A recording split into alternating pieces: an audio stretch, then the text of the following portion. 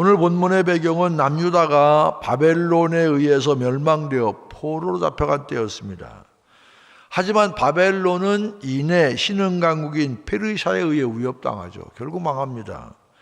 이 페르시아 제국을 세운 초대 왕이 바로 고레스였습니다. 고레스는 흔히 이란 역사를 통틀어서 가장 위대한 왕으로 불립니다. 지금도 많은 이란 사람들에게 절대적인 존경을 받는 인물이 바로 이 고레스입니다. 수많은 나라들과 부족들을 정복하면서 어떻게 하면 내가 정복한 나라를 효과적으로 잘 다스릴 수 있을지 고민하는 고레스 왕은 속국으로 삼은 그런 다양한 민족의 문화와 왕조를 존중하면서 다스렸어요. 각 민족의 종교를 존중했으며 속국의 백성들이 자신들의 나라에서 그들의 문화를 유지하면서 살 수 있도록 허락했습니다. 주님께서는 이런 과정을 통해서 유대 민족에게 새 일을 계획하셨습니다. 그런 주님께서 계획하신 새 일을 맞이하기 위해서 필요한 자세가 오늘 본문에 기록한 내용입니다.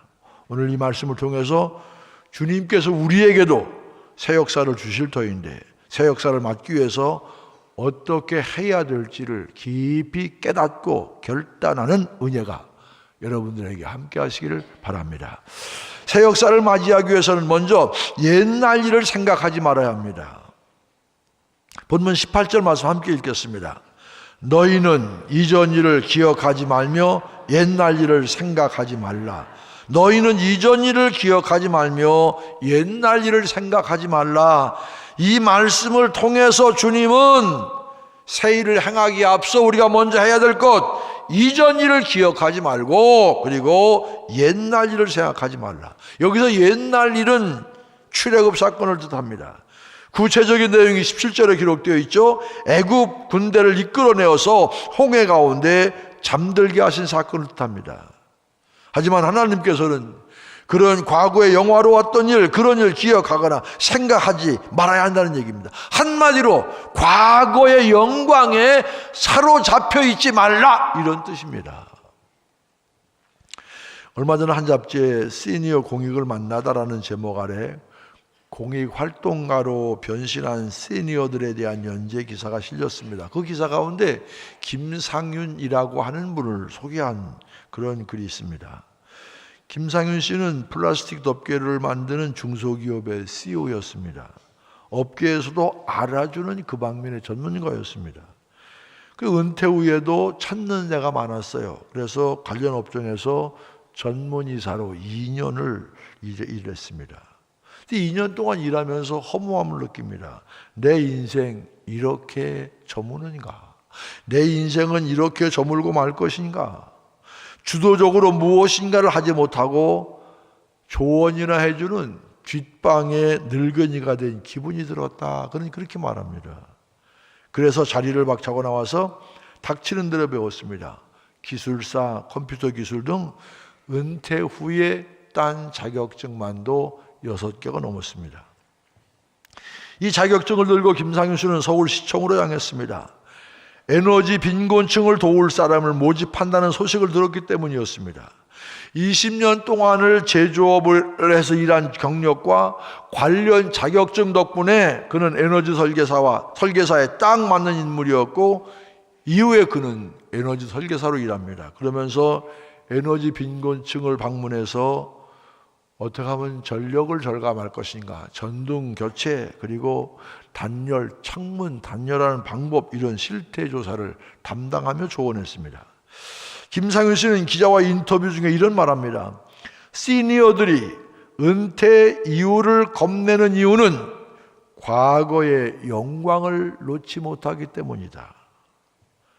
진정한 변화는 과거의 경험을 살리되 영광은 잊고 쓸데없는 자존심은 버리되 자존감은 높이는 일이다 하는 얘기입니다. 오늘 성경 말씀에도 뭐라고 얘기합니까? 이전 일은 기억하지 말며 옛날 일을 생각하지 말라. 의미 없었기 때문에 기억하지 말라는 것이 아니고 잊어버려도 되기 때문에 생각하지 말라는 뜻이 아닙니다. 여러분, 출애굽 사건은요, 이스라엘 백성들이 잊지 말아야 될 근원적인 존재의 근거가 되는 은혜의 사건입니다. 하지만 과거의 은혜에만 머물러서는 아무것도 달라지지 않는다, 그런 의미에서 하나님은 지금 우리에게 말씀하십니다.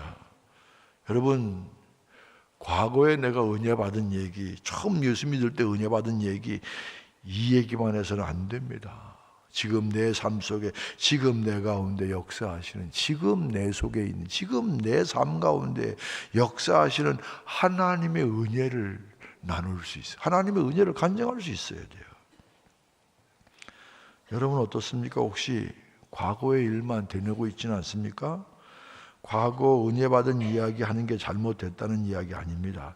얼마든지 자랑하십시오. 하지만 중요한 것은 과거가 아니라 지금 내가 어디에 서 있고 내가 어떻게 하나님의 은혜를 누리며 살고 있는가, 이게 중요합니다. 여러분, 오늘 내가 은혜 가운데 거하지 못하고 있다면 과거 받은 은혜가 무슨 소용이 있습니까? 오늘 지금 바로 이 순간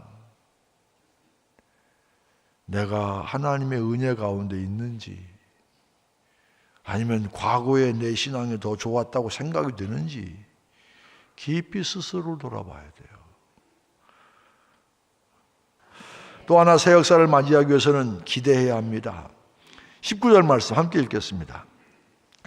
보라, 내가 새 일을 행하리니 이제 나타낼 것이라. 함께 읽자고요. 19절 시작. 보라, 내가 새 일을 행하리니 이제 나타날 것이라. 너희가 그것을 알지 못하겠느냐? 반드시 내가 광야의 길을 사막의 강을 내리니. 너희가 그것을 알지 못하겠느냐? 이 말씀 보면 주님이 행하실 새 일이 드러나 있는데, 그것은 바로 광야의 길을 내시고 사막의 강을 내신다는 것입니다. 근데 광야의 길을 내고 사막의 강을 내는 것 두 가지가 다 현실적으로 불가능에 가까운 일입니다. 그런데 더욱이 이 사막에 강이 생겨서 물이 흐른다는 것은 어떻게 우리가 상상이 됩니까? 근데 이 말씀하시는 의도는 뭐냐면, 하나님께서는 그럼에도 불구하고 그 불가능에 가까운 일들을 하시겠다, 이 얘기입니다. 왜 이런 말씀하실까요? 사람의 생각으로는 가능해 보이지 않는 일을 하나님이 하시겠다, 그 말씀입니다. 인간의 능력으로는 불가능해 보이는 일이기 때문에 오직 하나님만이 하실 수 있는 일, 그런 일을 행하겠다 하고 선포하고 계십니다. 실제적으로 역사적으로 보면 하나님의 새 일이 이루어졌습니다. 앞에서 얘기한 것처럼 유대 백성들을 포로로 잡아갔던 바벨론은 페르시아 고레스 왕에게 멸망당했습니다.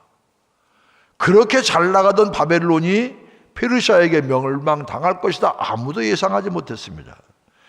그리고 고레스 왕은 유대 백성들로 하여금 포로로 잡아두지 않고 고향으로 돌아가서 거기다가 성전도 다시 지어서 마음껏 예배할 수 있게 허락받았습니다. 이게 고레스 칙령입니다. 실제로 대형박물관에는 고레스 칙령에 새겨져 있는 원형들이 보관되어 있기도 합니다. 이사야 43장 19절에 기록된 것처럼 주님의 새 일이 일어난 것입니다. 근데 주님께서 이야기하신 새 일은 바벨론 포로 시대에만 일어나는 것 아닙니다. 주님께서는 지금도 광야의 길을 내시고 사막에 강을 내실 수 있을 줄로 믿습니다.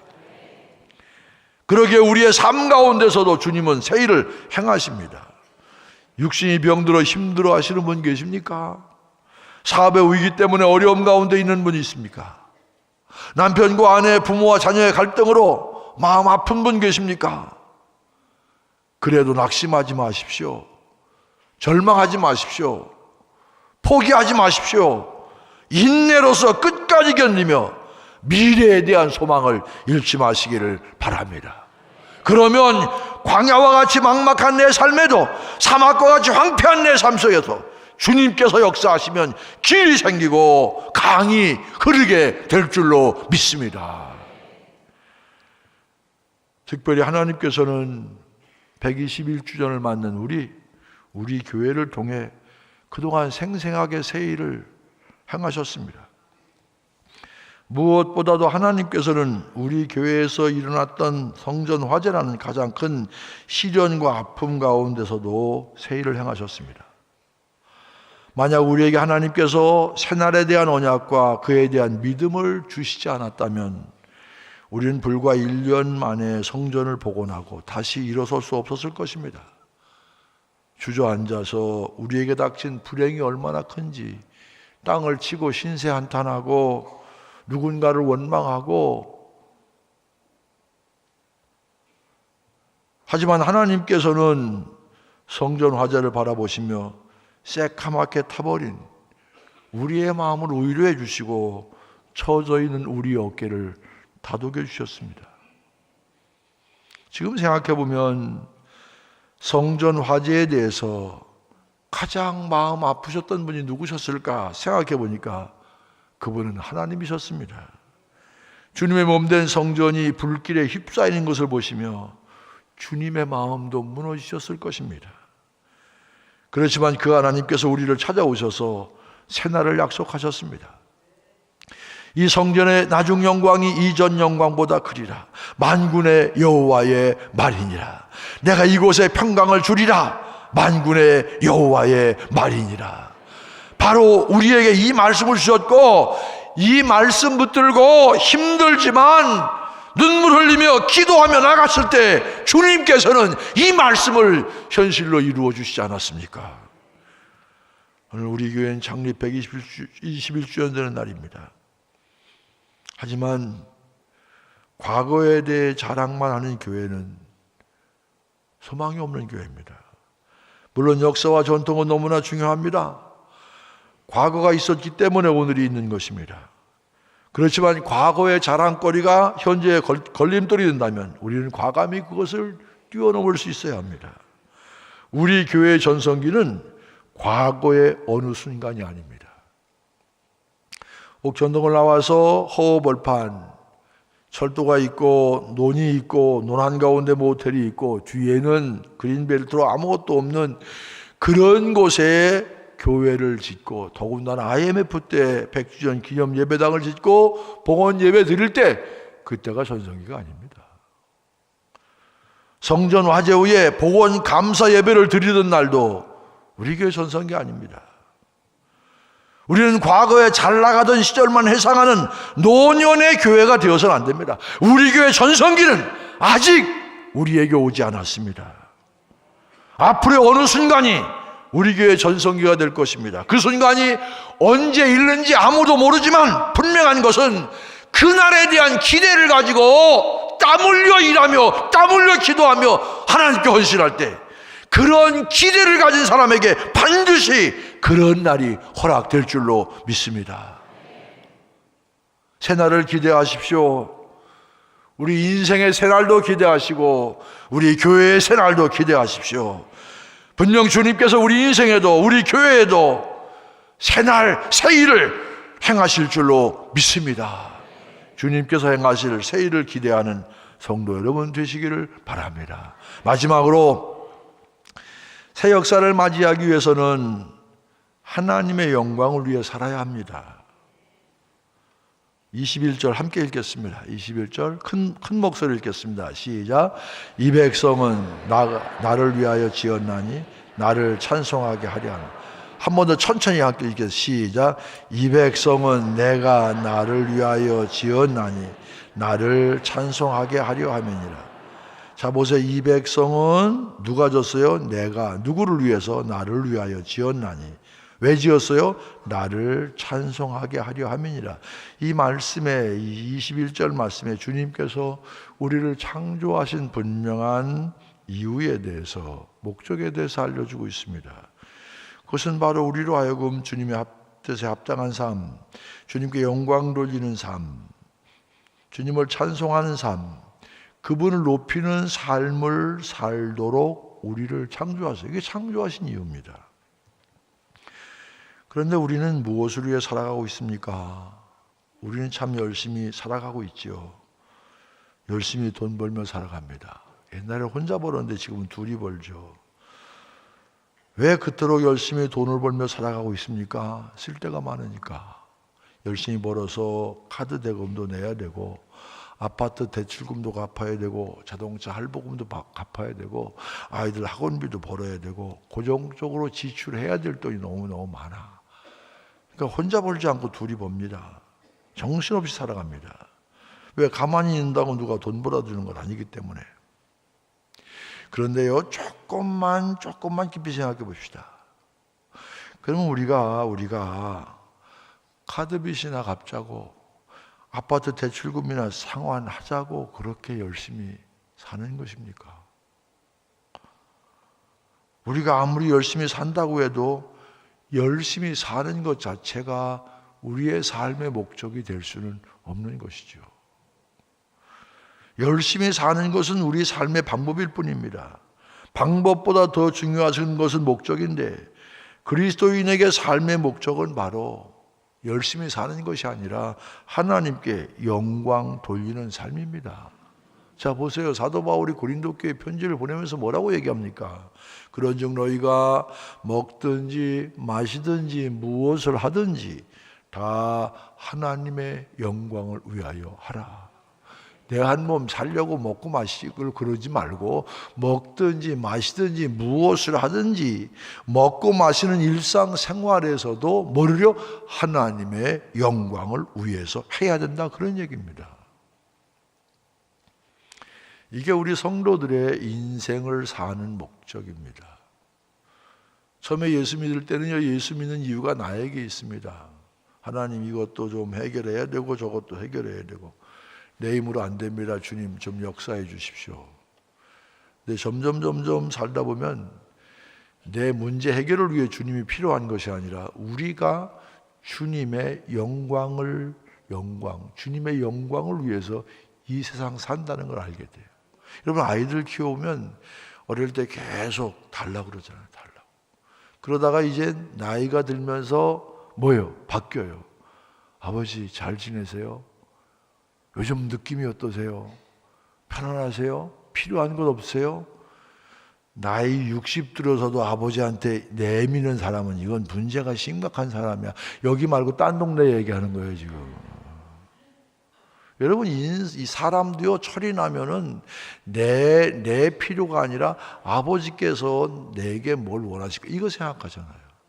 성도들도 성숙한 신앙일수록 내 영광이 아니에요. 내가 영광 받는. 학생들은 공부 열심히 해야 돼요. 내 영광이 아니라 주님의 영광을 위해서. 우리 성도들도 열심히 일해야 돼요. 내 영광이 아니라 하나님 영광을 위해서. 아, 예수 믿는 사람 뭐가 달라도 다르구나. 저 사람 믿는 예수 나도 믿어야, 이쯤 돼야 하나님 영광을 증거하는 것 아니겠습니까? 우리가 하나님께 영광 돌리기 위해서 각자의 삶 속에 최선을 다할 때 비로소 우리를 만드신 하나님의 창조 목적에 부합된 삶을 살게 되는 것입니다. 가만히 생각해 보셔야 돼요. 2016년 해외봉사상 국무총리상을 수상한 박관태라고 하는 분이 있어요. 몽골 국립의과대학 교수님입니다. 박관태 교수님은 2001년부터 몽골 울란바토르에서 선교, 봉사활동, 후학양성, 긴급구호 이런 일을 하고 계셨어요. 4년간 몽골에서 지내다가 귀국해서 8년간 아산병원과 고려병원에 근무한 후에 2013년에 산부인과 의사인 아내와 세 자녀와 함께 다시 몽골로 떠납니다. 혈관외과와 신장이식을 전공해서 몽골 국립의과대학에서 학생들을 가르치는 이 박관태 교수님은 2015년에 비영리 혈액투석 전문병원인 아가페 기독병원을 세웁니다. 이 병원은 혈액투석뿐만 아니라 죽음을 앞둔 환자가 평안한 임종을 맞도록 호스피스 환자를 무료로 돕는 병원입니다. 한국인 4사람, 몽골 사람 30명이 함께 일하고 있습니다. 이 박관태 교수님이 안정적인 한국의 삶을 덮어두고 봉사활동에 전념하게 된 데는 친구의 영향이 컸습니다. 고려대학교 의대 입학 동기인 심재학 씨와 함께 너는 내과를 하고 나는 애과를 할게. 그리고 레지던트를 마치면 우리 함께 몽골에 가서 의료 봉사하자. 그렇게 약속을 하며 꿈을 키워나갔습니다. 그런데 레지던트 1년 차가 끝날 때쯤에 친구는 악성 림프종에 걸려서 1999년에 먼저 세상을 떠납니다. 그렇게 먼저 세상을 떠나면서 심재학 씨는 친구에게 이런 유언을 남깁니다. 내가 같이 못 갈 것 같아. 미안해. 네가 내 목까지 해줘. 그 친구의 유언을 지키기 위해서 2001년 몽골로 떠났습니다. 몽골에서 처음 2년 6개월간 3,000건이 넘는 수술을 집도했고 15년간 여름 휴가 한 번 쓰지 않고 틈이 날 때마다 봉사활동을 다녔습니다. 2016년 국무총리상을 받을 때 박 교수는 이렇게 수상소감을 밝혔습니다. 내가 받아야 할 상을 내가 받았다. 내 목까지 열심히 하고 있으니 천국에서 다시 만나자. 이분의 원래 꿈이 의료 선교사가 되는 꿈이었습니다. 그러다가 같은 비전을 꿈꾸는 친구를 만났고 그 친구가 너무 일찍 세상을 떠나게 되므로 의료 선교사가 되겠다는 그 꿈은 더 이상 거부할 수 없는 운명처럼 다가왔습니다. 아마 심지어는 이분에게도 남들처럼 살고 싶은 유혹이 왜 없었겠습니까? 부부의사 마음만 먹으면 존경도 받고 또 대우도 받고 경제적으로 그렇게 어렵지 않게 넉넉하게 살 수 있었을 것입니다. 하지만 그는 그렇게 하지 않았습니다. 사회적인 자기 위치, 대우, 경제적인 거 이런 거 다 그런 것보다 더 중요한 것은 바로 하나님께 영광 돌리는 삶이라는 사실을 이분은 알았습니다. 그리고 자신에게 허락하신 삶의 비전과 하나님이 자신을 창조하신 목적을 거부할 수가 없었습니다. 주님께서는요, 주신 달란트를 땅에 묻거나 자신의 부귀 영화만을 위해 쓴다면 아무 소용이 없습니다. 주님도 어쩔 수 없습니다. 그래서 박 교수님 모든 것을 버려두고 오직 하나님의 영광을 위해 몽골로 떠났던 것입니다. 여러분, 그분이 중요한 게 아니라 그러면 저와 여러분은 어떻게 살아가고 있습니까? 무엇을 위해 살고 있습니까? 아침부터 저녁까지 바쁘게 살면서 여러분이 그토록 원하던 경제적인 것 뭘 위해 쓰고 있습니까? 정말 하나님께서 새로운 역사를 우리에게 준비하신다면 새로운 역사를 맞이하기 위해서 먼저 우리가 해야 될 일은 내가 지금 무엇을 향해 가고 있는지를 돌아보아야 되는 것 아닙니까? 그리고 우리가 살아야 될 삶은 바로 하나님께 영광 돌리는 삶이에요. 내 말들을 통해서, 내 노력을 통해서, 재능을 통해서, 내 삶을 통해서 내 자신의 영광이 아니라 우리 가문의 영광이 아니라 하나님의 영광, 하나님의 영광, 하나님께서 나 때문에 영광 받으시는 그런 인물이 되셔야 되고 그런 인생을 살아가야 할 줄로 믿습니다. 우리 모두가 그런 마음을 가지고 하나님의 영광을 위해 살아가기 위해 헌신의 힘을 다할 때 더 큰 하나님의 역사가 우리 인생 앞에, 성도 여러분 앞에, 우리 교회 앞에 활짝 열리게 될 줄로 믿습니다. 교회 창립 121주년을 맞는 우리 춘천주와 함께 신앙생활하는 성도 여러분, 하나님 영광을 위해서 새롭게 다짐하고 결단하며 나가는 여러분 되시길 주의 이름으로 간절히 축원을 드립니다. 열려진 마음을 가지고 나 하나 잘 먹고 잘 살면 된다, 그런 생각 버리시고 나를 통해서 하나님이 어떤 영광 받으시기를 원하실까? 그런 질문에 대한, 도전적인 질문에 대한 해답의 삶을 살아가는 여러분 되시길 주의 이름으로 간절히 축원합니다.